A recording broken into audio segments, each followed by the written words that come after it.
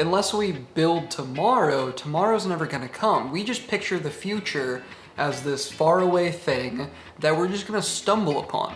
And for 99% of people, that's not true. You have to build your own future. So stop waiting for tomorrow and worry about today.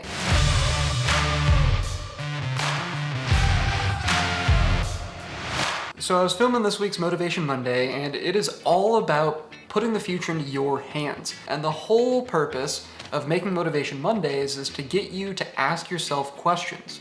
So after I made it, I actually started asking myself questions.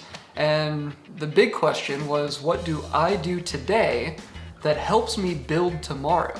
And I think I came up with about 3 different things. I don't think that enough people in this world set goals, and if they do, I don't think they're setting them appropriately.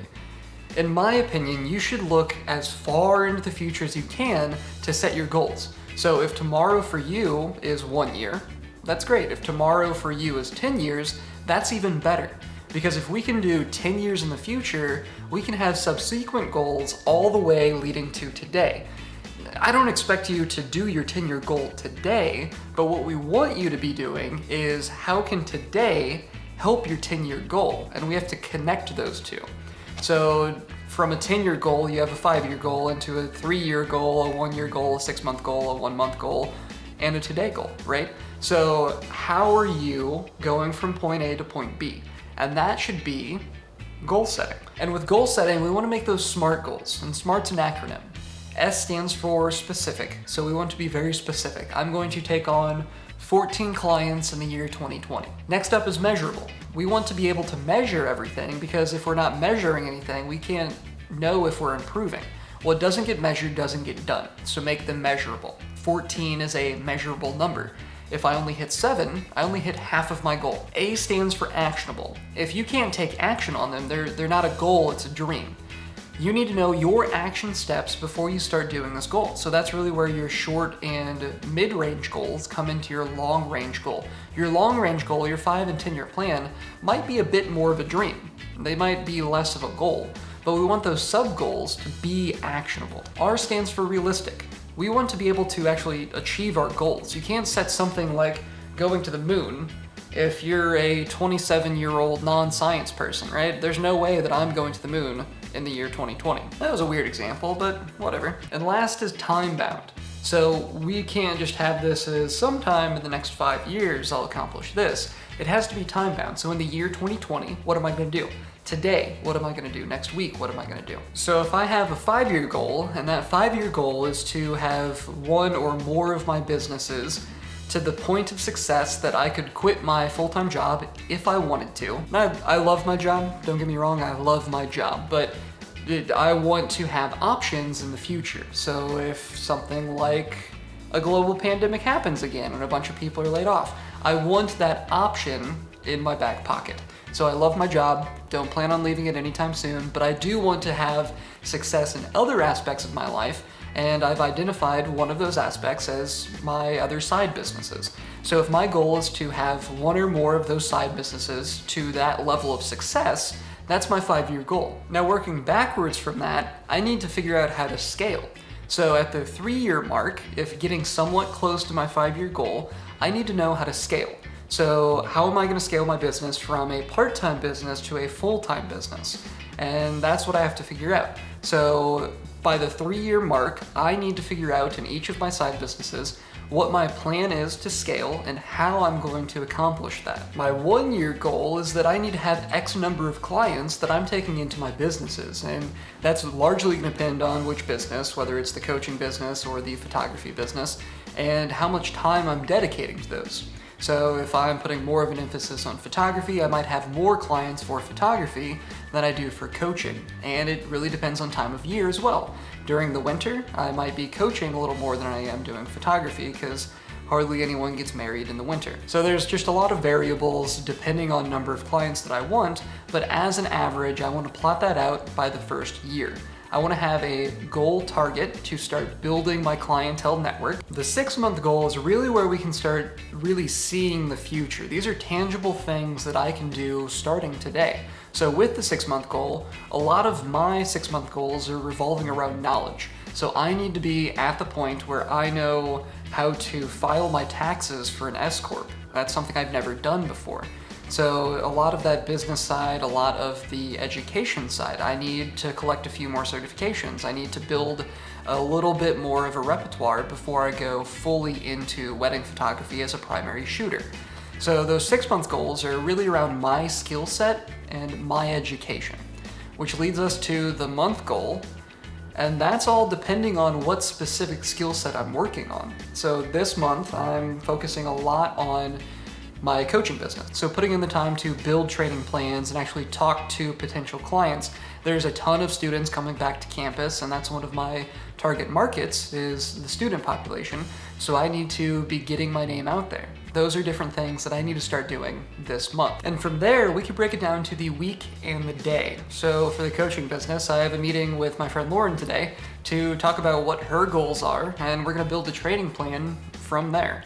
Another weekly goal is to just check in with my clients. That's more of a reoccurring weekly goal. So we want to increase the quantity of our goal setting by having a today goal and a 5 or 10 year goal, but we also want to increase our quality of goal setting. If you stick with S.M.A.R.T goals, you're going to have a lot better outcomes because you're increasing the quality of your goal setting. And once we get it down to the day and the week, we can start making our to-do lists. And this is really, if you can do a to-do list every single day or every single week, you can build every single week as a building block all the way to your 10-year goal.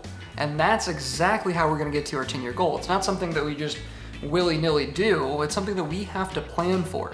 I don't expect you to eat a whole elephant, but I do expect you to eat a whole elephant one bite at a time. And that one bite at a time is these to-do lists. It really doesn't matter what form your to-do lists take. There are so many different apps out there, and old school pen and paper works just the same. But it's important that we're doing to-do lists and actually following through with them. How many times have you made a to-do list and not checked anything off, or you made a to-do list and you were so good that day or that week, but then you stopped doing it? Consistency is the biggest thing that is gonna bring you to tomorrow. And consistency starts with your to-do lists today. And I have a 3-step process for to-do lists, and I think everyone does the first step, but the problem is they stop at the first step. The first step with to-do lists is just to word vomit everything that you need to do on a piece of paper or within your app. And a lot of people just do that and then they willy-nilly start crossing things off. That's the problem. It's not strategic. You're not strategically completing today for tomorrow. And I think a lot of people do this, but the problem is that the people that are making lists stop here. There's no strategic thinking when it comes to actually carrying out your to-do list. What am I gonna do first? It's just willy-nilly. And we don't want willy-nilly, we want strategic because we're building our future, we're not stumbling into our future. So step number 2 is to organize that word vomit into a priority by time sensitivity. So does it need to happen today? That needs to be on your today's to-do list. Does it need to happen tomorrow? That can go at the bottom of the list. Is it a this week or this month thing? That can go at the very bottom of that list, right? So we're gonna prioritize by time sensitivity and do what we need to do today first. Step number 3, after we've organized by time sensitivity, we're gonna organize by difficulty. I find that so many people just start doing a to-do list and they start with the easy things because they're easy to check off and it feels good when you accomplish things, right?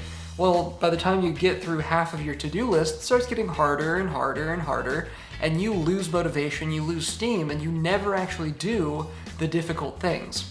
So if we flip that, if you do the difficult things first, it's gonna get easier and easier and easier. It's gonna be easier to carry that motivation going through your full to-do list. How many times have you put a hard thing at the bottom of your to-do list and it never gets done?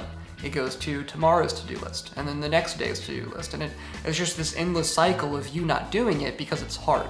Let's change the order and do the hard things first, and relatively, everything else is gonna be a cakewalk. You've already done the hard things. And if you haven't had enough of lists by now, the last thing is to create a happiness list. I want you figuring out what makes you happy, because when you're happy, you're more likely to be successful. A lot of people have that backwards. A lot of people think that you work, you become successful, and from your success, happiness is driven. That's not true, you have it backwards. Happiness leads to success. If you can be happy today, No matter how successful you are, you're gonna be more successful in the future because of happiness. There's been so much research out there on happiness. I took a whole semester just to study happiness, and it was crazy. The things that we do and the things that we don't do and how they impact our total mental wellness and happiness levels, it's crazy. So what I want you doing is just coming up with a list of what makes you happy. Now leave the things, the extravagant things off that list, right? I love going to London.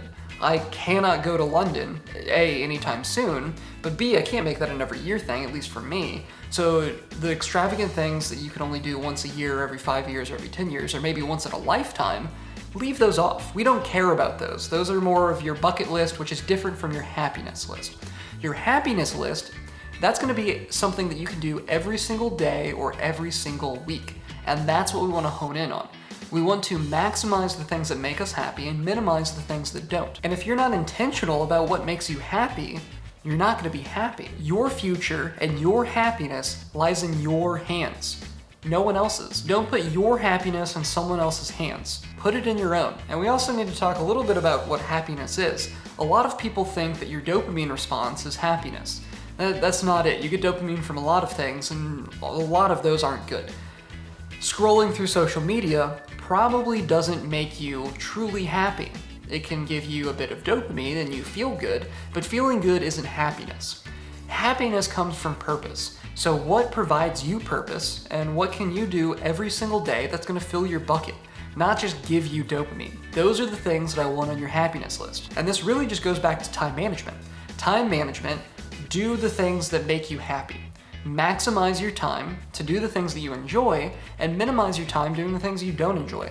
So if you don't enjoy social media, if it doesn't give you purpose, then let's cut that out. Not cut it out completely if you don't want to cut it out completely, but let's reduce that a little bit and spend more time on what makes you happy. So social media for me is largely just a drain. I do it to keep up with people, I do it to market my businesses and stuff like that, but it really doesn't truly make me happy. Reading, on the other hand, I love reading fantasy and sci-fi. One thing that I've tried to do is cut my social media usage in half and double my reading. And that's gonna make me happy. I'm gonna perceive every single day as a little bit more purposeful. And that's this entire video. We want you being intentional. If you can intentionally set goals that are the size of an elephant, and you can break those goals into bite-sized pieces, like to-do lists, and you can actually figure out what makes you happy, that's you taking the future into your hands. Put the future in your hands, not anyone else's. You're not gonna stumble upon it. You have to control it. So what steps today are you taking to accomplish your future? I wanna know. I wanna know what your 5 or 10-year goal is down there in the comments. And I wanna know what you're doing today to accomplish those. Let's build a community of accountability so we're all successful people. Drop it down below and let us know. If you enjoy personal, professional, or financial development, go ahead and hit that subscribe button to become a part of our community. I'm putting out 2 to 3 videos every single week geared towards giving you the tools to succeed in and after college. I'm proud of you, I love you, and I'll see you next time.